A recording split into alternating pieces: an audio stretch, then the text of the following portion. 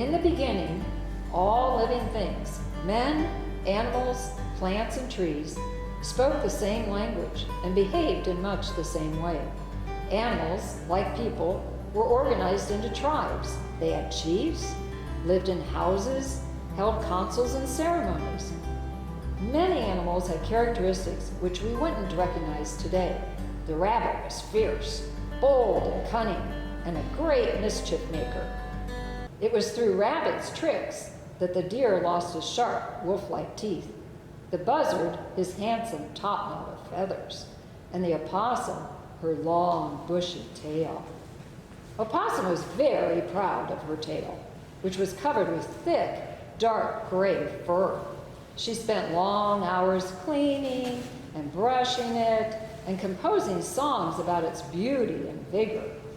Sometimes, when she walked through the village, she carried her tail erect, like a banner rippling in the breeze. At other times, she swept it low behind her.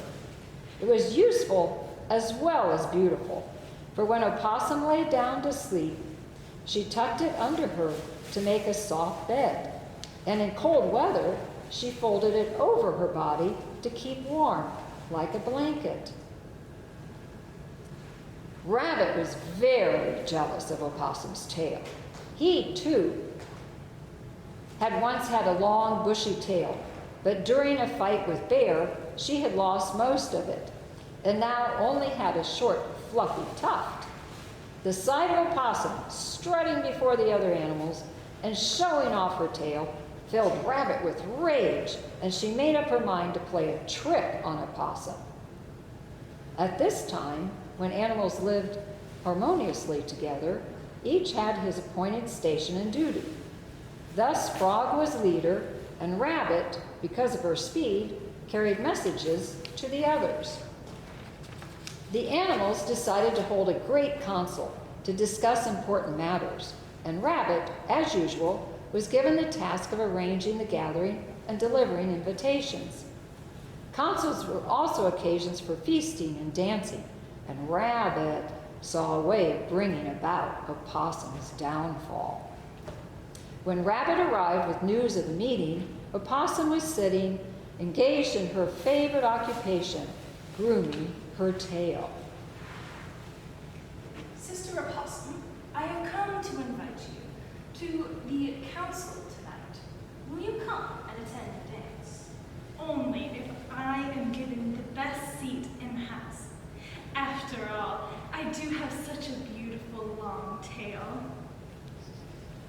But of course, Sister Opossum, you definitely have a beautiful tail and deserve the most honorable seat in the council lodge tonight. I will personally see to it that your tail is beautiful, and I will send someone over to make sure that it is as lovely. Next, Rabbit called on Cricket, whom Native Americans called a barber because of her fame as an expert hair cutter. Cricket listens to Rabbit's story about the conversation. Like all the animals, she found Opossum's vanity and arrogance tiresome. No, she should not have a special seat. But wait, I have to listen.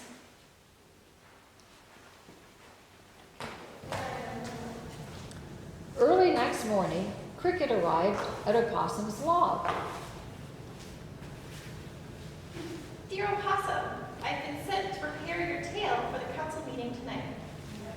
I will wrap this beautiful red cord around your magnificent tail in order to make it smooth and sleek for the dance.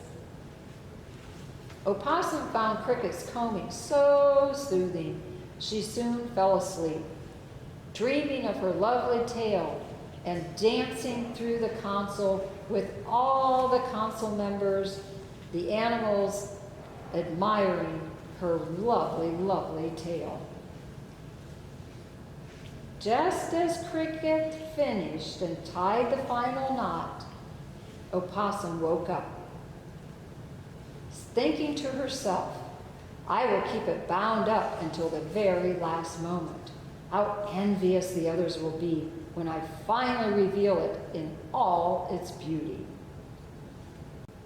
That evening, with her tail wrapped in red ribbon, Opossum marched to the council lodge and was led to her special seat by the strangely fawning rabbit. Opossum stands up, loosens the ribbon from her tail, and steps proudly to the center of the dance floor and begins to sing. Look at my beautiful tail. Look how it sweeps the ground. There is a great shout from the audience, and some of the animals begin to applaud. Yeah, good job. How they admire me, thought the opossum.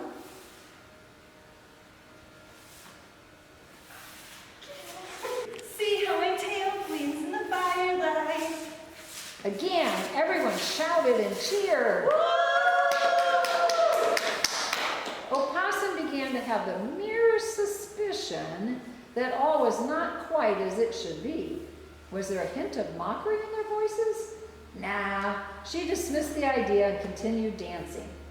My tail is stronger than the eagles and more lustrous than the ravens. At this, the animals shrieked so loudly that Opossum stopped in her tracks and looked at them. They were all convulsed with laughter, some rolling on the ground, several pointed at her tail. Bewildered, Opossum looked down and saw to her horror that her tail was now bald and scaly like that of a lizard. While pretending to comb it, Wily Cricket had snipped off every single hair.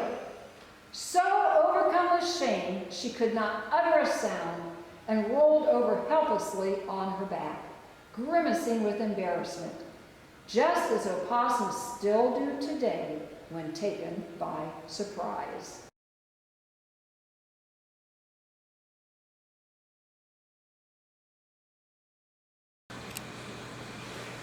Hi, I'm Pam Martin here at the Wetlands Center at Cheyenne Bottoms, and I hope you liked our little story, our Native American tale of the opossum and how it got its naked tail. And of course, the real story isn't like that, is it? We're actually not sure why they have a bare tail, but opossums are really a warm weather animal. And in fact, what stops them from going farther north is cold winters. If it's too cold, that bare tail gets frostbite. And then they can get an infection in their tail and it can kill them. So we're it's kind of the northern range of where opossums are. They are up in Nebraska, I think, but not very far up there. So in a minute, we're going to get out our opossum, Miss Petunia.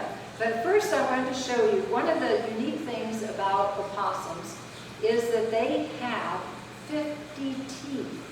And they're pretty impressive teeth. They like to show them off. That's the most of any mammal in North America. So some pretty big canines, right? There's the incisors, the premolars, and the molars. And if you look at these teeth and you know something about mammals, you can tell that they're an omnivore. And an omnivore means that they eat everything. And opossums, as you probably know, will eat just about anything. They love beetles and insects, but they also like strawberries, tomatoes, they'll eat leaves. They eat carrion, which is dead animals, and that's what they survive on in the winter because they don't hibernate. They're awake all winter. Okay, so 50 teeth, and we'll get back to that in a minute. So I'm going to get Petunia out because she is ready to go, and you know, this time of the day, she would be sleepy. They're nocturnal. They come out at night. So when she's awake, we have to take advantage of that. And we have some grapes here. That's one of her favorite foods. Come out. We let her do this on her own terms. I'm going to let her sniff the grape. Opossums have an amazing sense of smell. They can't see very well at all. But you see her nose going back and forth, back and forth. She says, oh, I know that there is a grape there somewhere. And we have her trained to hear this. So there, over there, I found it. Oh, wow, yum, yum, yum. There we go. You see she's using those teeth. Now, we play a little game with her. She has to find the grape in the tumbler. See, she honed right in on that. And you say, well, she can see the grape. Remember, they have really poor eyesight. And you notice that I kind of rattled it for her. Now, can you come out a little further here for me? Let's see if she wants another one. Because I want you to see the tail. Here, come on, Jimmy. Here. Come on out. That's it. Oh, there's her beautiful tail. Now, you've probably heard how people think that they can hang by their tails. No, they're too big, they're too heavy. She probably weighs about 8 pounds. I'm going to shut this because I want her to stay out for just a little bit here. So she can't hang from her tail. Even a young little opossum is only going to last a short time hanging by their tail. But what they do use it for is to grip. I don't know if I pick her up, she will wrap her tail around my hand, and they grasp with it. Opossums are pretty good climbers, and they'll climb up in a tree to get to food or to make a nest. They'll use squirrel nests. They don't often sleep in trees, but they will if they have to, and she's found something. Evidently, she thinks there's something there to eat on the towel. Oh, that's interesting. So they grip with their tails, and then they have opposable thumbs on their back foot. And she's probably not going to let me show you that. But it looks a lot like a chimpanzee's foot or a holler monkey foot. Now, they don't walk upright like a chimp can stand up, but they use that to grasp when they're climbing. You notice that she also has bare ears. Okay, that's another place where they can get frostbite. So they can get frostbite on their ears and on their tail too. And just like in the Native American tail that we acted out, they do have a scale-like tail. It's got little scales on it. Now people think that opossums are dirty because they find them in the trash or in the garbage, trying to eat the food, because remember, they'll eat anything. But actually, they're not the very clean animals. And what's really cool is she'll take her back foot, she'll lick it, and then she'll groom her fur right here. And she cleans herself just like a cat or a rabbit, and she cleans herself several times a day. Very, very clean. And this fur, I don't know if you can tell, you see how, I'm sorry, I didn't open that. See how thick it is? It's very thick, very, very soft. Not dirty at all. And in fact, in her cage, she has a litter box. And she uses her litter box. They're easy to litter box train. She is really working that top. Now they do mark that way. They use their saliva to mark trees and things like that, especially the males. This is a female, a little girl. The other thing that's special about opossums is they are the only marsupial in North America. Marsupials have pouches where the babies stay. But they are a mammal. Okay, remember, all mammals have fur, hair. She's got a lot of that. They have ear flaps. They give live birth, which she does, and they produce milk for their young, which she does. So she's a special type of mammal called a marsupial. So what happens is the babies are born at just 2 weeks old. 2 weeks old. They're barely developed at all. So they're so tiny that you can fit 20 on a spoon. Now, of course, these aren't baby opossums. They're the size of a little tiny bean. This is just to give you a visual for how small they are. Then after they're born, they have to climb 3 inches to the mother's pouch. So even though they're barely developed, guess what? They have very developed front legs. And those front legs climb up the hair of the mother, the fur, and they climb into the pouch, and they find a teat where the milk is, and they attach to that. And they're attached to that for 2 months. it swells to fit into their mouth. And that's where they stay for 2 months. And then at 2 months, their eyes finally open, but it's actually not for another couple of weeks till they leave the pouch and start to climb on the mother's back. And you've probably seen photos of mother opossum with like 10 little baby opossums all on her back. And so they hitch a ride on her back until they're, for about 2 weeks.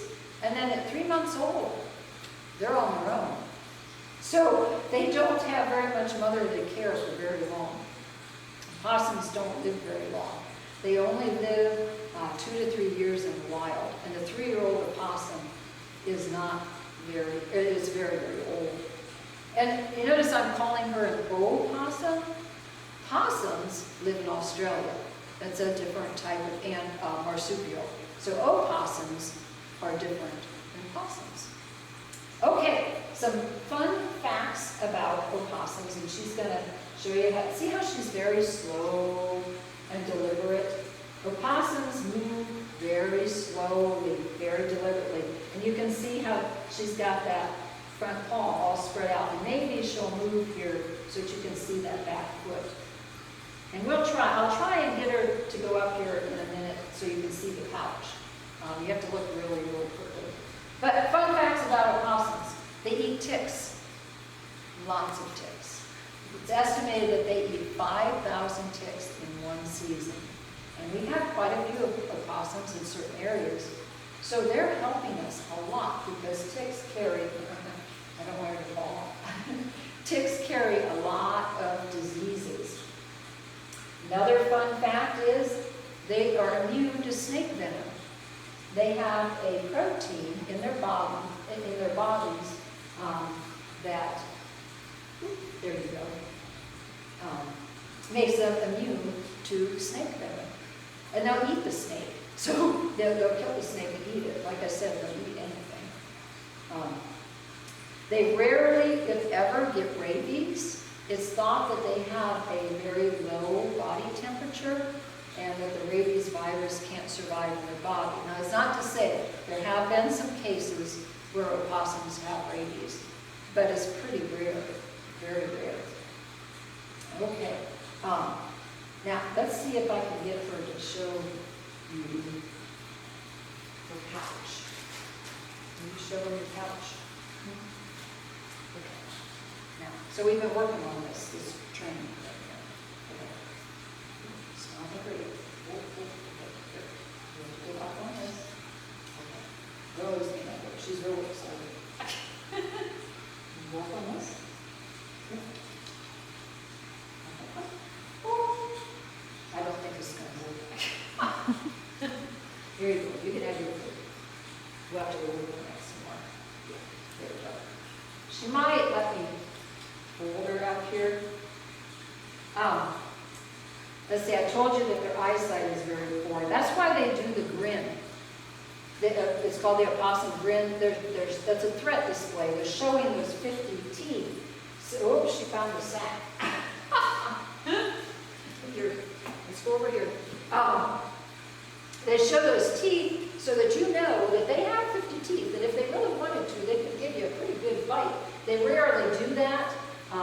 They are not aggressive at all. They'd rather run away, or if they get really frightened, remember in the tale at the end of the Native American story how the opossum fell on its back and just fainted? Well, they do that, and they're not pretending. They can't control that. If they get so scared that they fear for their life, they will just pass out. And they can stay passed out for a few minutes up to several hours. So they have no control over it. And then they come out of it, and they're okay. So their hope is that the predator will just lose interest and think, ooh, this is not something I want to eat. Because in addition to fainting, they also salivate and urinate. So, it's not something, some predators would think, yeah, I don't want to eat this. Okay, so we're going to focus in, and I'm going to see if she'll let me hold her up. And let me do that so they can see her couch. Oh, maybe, I don't know. It's right in the middle. Can you see that light area? Okay, good, good. So that's where her pouch, she's saying, oh, I don't like that. Let me back in. That's where the pouch is. Now I know that usually you want to know more about Miss Petunia. So Miss Petunia's story is that her mother was hit by a car, and the people that were in the car brought her to us because they felt sorry for her. They found her outside of the mother's pouch, and we raised her from when she was probably just over 2 months, well, probably 2.5 months old. So she wasn't ready to leave the mother yet, but we had to feed her formula, and yes. This is cat food, by the way, which she also likes. Here, Virginia. Here. This is called a bridge. You train them to come to a sound, which she's not. Here. Virginia. She smells the grapes. Notice how she's just using that nose. There you go. Look. There you go. So she's been with us now for not quite a year. It'll be a year in August. And she does very well. She has her cage. Oh, another thing I wanted to tell you about the tail is they use their tail to help make their nest. So they use leaves and grass, that type of thing, to make a nest. So she'll grab it in her tail like this, and then she takes it to where she wants to make the nest, and she'll place it down, and then she'll go back, she'll get some more in her tail, and carry it and make a nest. Pretty slick. Okay, I think that is probably quite a bit to know about opossums. So hopefully now you have a better appreciation for an animal that a lot of people think, ew, but we don't say ew, do we? We say, oh, wow, oh. So I'm going to leave you with that. Wow. Thank you.